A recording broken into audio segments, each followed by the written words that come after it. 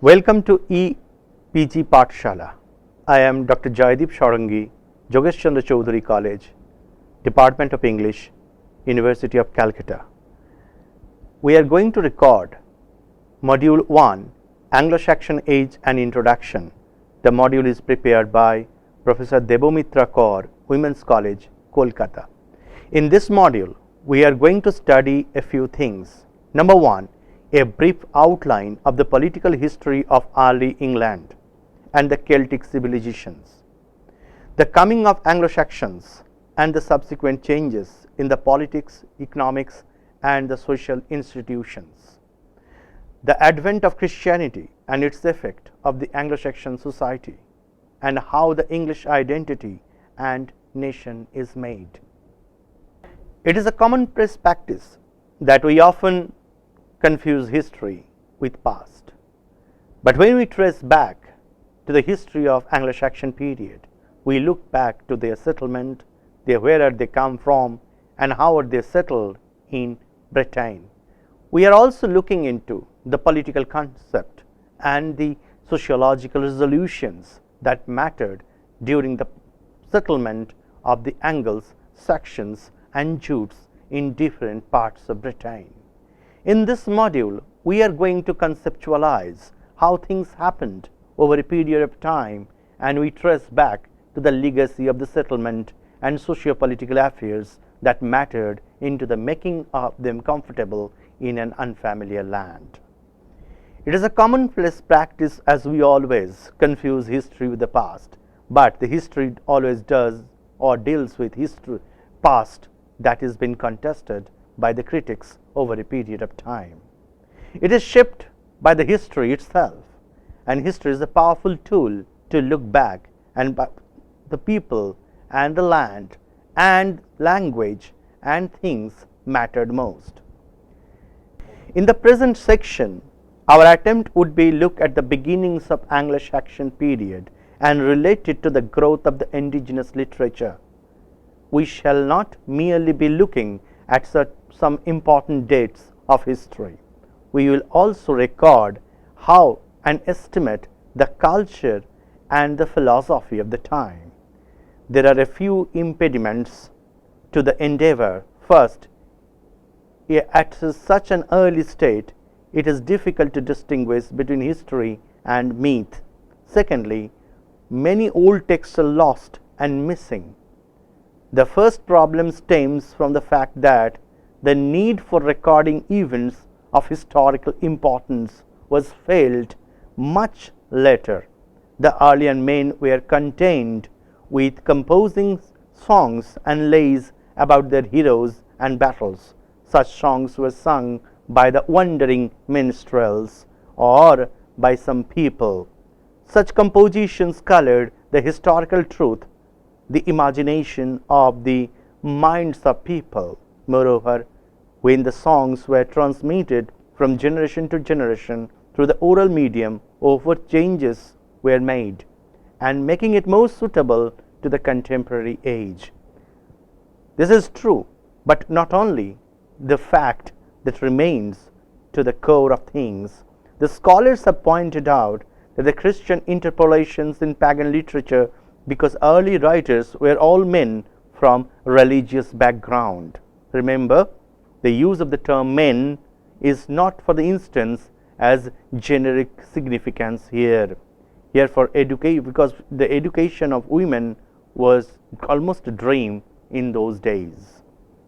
Let us start with problems of Old English. The lack of data or recorded data is a major concern for the critics over generations. There is a lack of recorded data since the earlier literature was completely oral. When something is oral literature, it has to be transmitted orally. Therefore, there is no written document or written proof of the literature. So, when we analyze an Old English data or Old English text, socially, politically, contextualization, and after all sort of settlement of the Anglo-Saxons Jute in Britain, we largely trust or we largely fall back on the recorded data orally transmitted. When something is transmitted orally, something is lost. So, the biggest challenge that the critics face this age is the orality that is being handed down from generations of the Old English texts through the medium. Next, the texts were later documented by Christian clerks who added and amended the texts according to their ideological positions. This is another central issue because when the Christianity came into England, many texts took a different form with the infusion of Christian elements. So the Christian missionaries or Christian people, they infused data on the basis of their ideological positions. So what I found, or what we actually found, that the texts were amended according to the subject, according to the promotion of Christianity.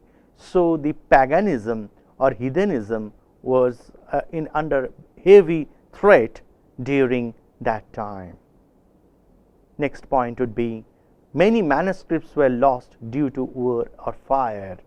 So in the Old English period, the texts were there, most of the texts were oral, but after war or after fire, lot of documents were destroyed, which were also threat to our knowledge system or database system. Our next point of concern will be, the manuscripts were usually kept in abbeys or in the library of rich men. Thus, there were only few copies of them. So, common people had no access to the manuscripts, and the manuscripts were the property of the abbeys or the rich people because they sponsored it religiously or they sponsored it financially. So, by this, we mean to say that the data had a brick crisis to continue or survive in the ages to come. Celts, as we are familiar with as the real dwellers of England, like the Aborigines in Australia or Maoris in New Zealand, here the Celts was diffused over Europe and can be divided into three groups: Gaulish, Britannic and Gaelic. Gaulish was spoken in France and northern Italy in time of Roman Republic and was spread abroad by the Celtic militancy or military expeditions. And the Cornish was also an important text of the 15th century. So the Celts took part importantly when the others settled in England, because they already brought into their own legacy in sociological perspective as well as linguistic perspective. Now let us move on to political history of the age. Prior to the arrival of Anglo-Saxons, England was inhabited by the Celts. The Celts were colonized by the Romans, and when we talk about the Celts, they were the real inhabitants of Britain, and they had a different language and they had a different culture. Their political values were different, but when the Anglo-Saxons and Jutes arrived in England, they had a complete different route altogether. The Romans also colonized the Celts, and the Romans could not occupy the northern part of the island or the modern day Scotland, which was occupied by the Sidonian and the Pictish tribes, which was actually, if we look into the sociological mapping or geosociological movement of the people, and the Romans occupied the entire Britain except the northern part of England.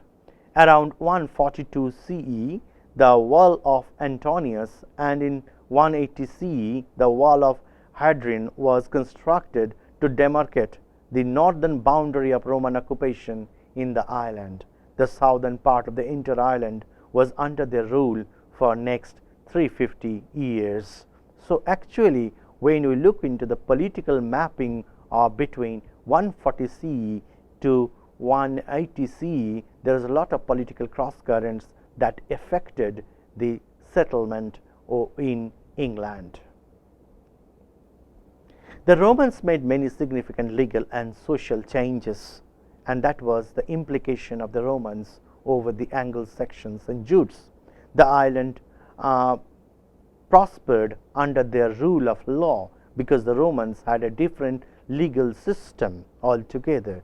The problem began with the Roman army was called back to defend the empire from the Hun attacks. So that was another important political affair that affected Anglo-Saxon life. Defenseless, the Britons went to seek help from the other Germanic tribes settled in their continental homes at the point of times. And we cannot deny our source book, which is by Bede. Bede actually recorded what had happened and what he had seen in front of his naked eyes. Bede recorded the names of two important warriors and their men from Jutland who in 449 CE came to fight for the Britons, and Hangit and Horsa. I think pronunciations are different because the pronunciations are Old English, and we actually Bede was the first person to record the history of England from the point of view of the settlement and the resistance from the home tribes. However, within a short period of time, the foreign tribes to take advantage of the political turmoil. They started to loot and plunder the country and then finally settled down and established their rule. That is the rule or regulation for the invasion of any country. When one country invades over another country, the rules and regulations are imposed. Chiefly, three tribes came, and one is from the Germanic land of Scandinavia. One is Angles, the second is Saxons, and the third is Jutes. Angles come from Germany, and Saxons come from the Elbe River in Germany, and Jutes come from Jutland. Hence, the period is known as the Anglo-Saxon age, because Angles and Saxons became the most dominant tribes who actually settled and plundered Britain or invaded Britain among the tribes from Scandinavia. The tribes settled down 7 kingdoms known as the Heptarchy, and they always fought among themselves for political supremacy. Now we switch on to one of the biggest contributors who significantly contributed to Anglo-Saxon literature, King Alfred. The most well-known king of Anglo-Saxon age who brought all the tribes together is King Alfred.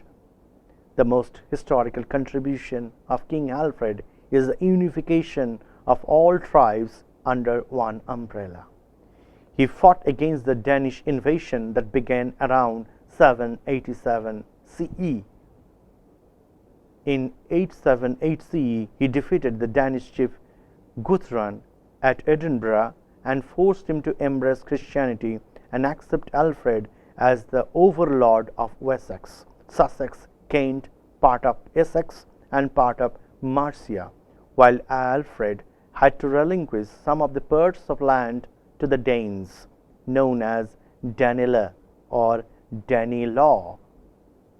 Alfred was also a great patron of learning and significantly contributed to the growth of literature and English language as the first organizer of English language during the Old English period. Therefore, he has been called as the father of Anglo-Saxon prose. King Alfred is also known for his important contribution for translations from Latin texts into English, but we shall discuss at length when we shall be following his contribution to prose writings or Anglo-Saxon prose in a separate item or module. King Alfred's successors were not always successful in their reign, so partly with Alfred gone the glory of the Anglo-Saxon age and the patronship of literature. Finally, not a Danish king was accepted by the English people as the ruler in 1016. However, the rule of the Danes was proved to be quite short. In 1066 AD, they were defeated by the Normans, and we are all familiar with the Battle of Hastings in 1066, ushering the Middle English period. Let us now talk about polity and the economy of the Saxons. In the Anglo-Saxon England, at first the role of the king or chief was much limited in political matters. He had to depend on the faithfulness of people. That means the democratic strength was being celebrated during the Anglo-Saxon period. The smallest unit of governance was known as the moot. So, as in modern day, we think of the village, then the city, then the mega city or metro city. In the then time, the smallest unit of governance was moot, and which was been regulated by the kingship. The moot was the assembly of free men who chose their own leader. So the leader was selected by people of their choice. At the kingdoms grew in size, the moots were further developed into shrine moots and 100 moots, and finally the witan. So from the smallest unit to the larger units were formed as things shaped into a democratic format. The witan was assembly of wise men with house and aldermen and themen, that is the later the bishops and archbishops. As the power of king consolidated, the business also prospered, because when the seat was confirmed, actually the business of the country grew stronger, and the free status of men was determined by the man money, that is been in Anglo-Saxon word called wriggled, W-E-R-G-E-L-D. Wriggled is an Anglo-Saxon word that stands for man-money dichotomy that persisted during the Anglo-Saxon age. As the economy prospered upward, social mobilization became easier, because we know from the lower stratum to the upper stratum, people started moving, and there is a growth of democracy, growth of man in that way. Now let us talk about the effect of the heroic values. The great migration turned the British society to a great melting pot. By melting pot, here you must understand where all people from different background, they come, assemble, and they do their business. Importance of a man dependent on the abilities and not on his racial identity, which I think is a very important event that took place, that man dependent on abilities, not on his racial identity. So people coming from different parts of Scandinavia settling down in England, they were never been treated as that people coming from different racial background, and they were under one unified umbrella. The close mingling of many races and the advent of Christianity helped to create a concept of an English nation. One serious growth that took place, that the different races settled down in England and Christianity came to England. So another thing that became part of this overall growth of a nation or identity of English nation. The basis of the heroic values was loyalty to the Thanes, to their lord, and during that time we really witness that people were devoted to their lords.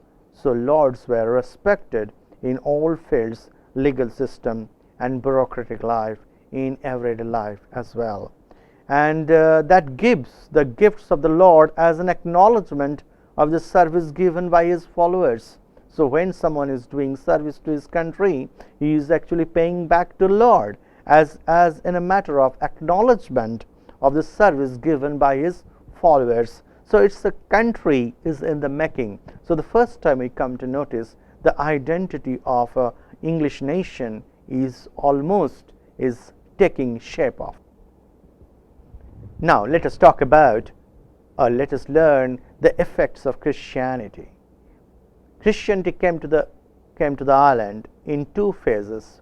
First with the early Romans and the later in 597 CE. If we go by the maps we are going to show, you can easily understand how Christianity was the important factor for the Romans, and it entered with the Romans and later in 597 CE through a mission sent by Pope Gregory the Great actually, and it started with Kent province, and that was the advent of Christianity in England, and later on within 100 years of time almost every king in England became Christian. In the second phase, Christian missionaries headed by Augustine landed at Ethelbert in Kent. The king of Kent was the first king to embrace the religion. So that was an historical position for the growth and prospect of Christianity in England.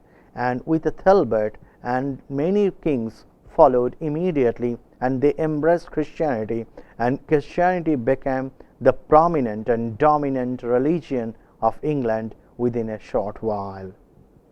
The superiority of Roman Church was established in the Synod of Whitby, because this is another significant event. With the establishment of Canterbury Church in England, the Roman Church established its judiciary and legal power and authority over the British during that time.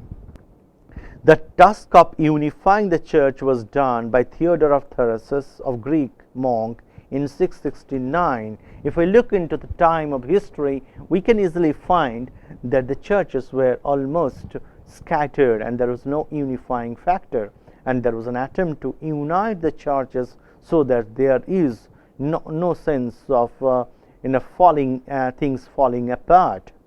Regular synods were held, and their people first came together not as members of different races of tribes, but as Christians, as common identity. This gave rise to the feeling of nationalism, and for the first time in history of England we come and term it as a nationalism, because if we look into the perspectives of the entire country, by now we have a common identity. Even though we people from different parts of Scandinavia settled down, but settled down with a common mission to identify themselves with a common national identity. Christianity also changed the lifestyle and philosophy of the people. People in England before Christianity was heathen or pagan. They used to believe nature and nature as a god. When due to the advent of Christianity, things changed. The ways of life changed. The ways of living changed. The commandments, what to do, what not to do, became very prominent under the Christian parlance. It brought the message of peace and war-torn race. Previously, England saw wars of different kinds, wars among each other, but the message of hope was established through the promotion of the Bible and largely by Christianity. However, the process of Christianization was not an easy one. Christian philosophy is marked with difference from the pagan philosophy. Thus, the entire world view had been altered. Christianity succeeded because the royal patronage it enjoyed. That means the Christianity was sponsored and promoted by the royal families. Therefore, it had an easy access to British common people. The church and king always worked together towards the consolidation of power and the power of a kingdom actually was conceptualized by the power of the king and the power of the church. The king was no longer elected through popular will. He was selected by divine power. There was another kind of change that took place. King was no longer being elected by common people or will of people. Now it has been chosen or selected by the divine power. He was God's appointee on earth. So a king is now being considered as the deputy of the Christ, a deputy of the God sent down on earth.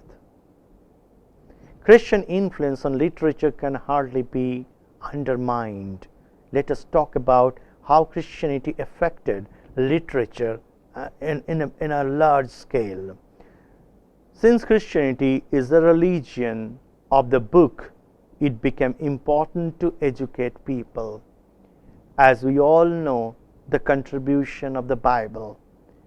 As Christianity was promoted through textual premises, immediately it conquered the literary world. So it infused Christian elements, the idea of hope, the idea of peace, and the Christian concepts into the writings of literature, may it be poetry or elegiac poetry or prose related to Christian life or life of the saints. Literature graduates from oral to written state. A historical event took place. We are no longer to trust our memory now because we have a written record of things. For the first time, there is a switch over from orality to written form of literature. A large number of Latin texts were translated, and they understood the value of translation of Latin texts into English. And King Alfred, we have already mentioned his name, took an important part in translation of Latin texts into English. And the nature of hero also changes in literature. Previously, the depiction of hero was different. Now the hero has been colored under the Christian light. So there's whole together as a whole, there is a sea change with the advent of Christianity, be it in literature or in social life or political life of England. So friends, you now, by the time you have understood a brief history of the Anglo-Saxon age as module 1, let us sum it up in this manner. The early history of England shows how English identity has been formed in different cultural identities and ethnic origins. So it is a homogenizing process out of different religious, linguistic, or cultural roots. The migration of the age is an important factor. The tribes migrated and settled in different parts of Britain. Their appropriation into British literary tradition, social tradition, and political tradition are also important for the perspective of the development, or if we call the birth of nationalism in Britain.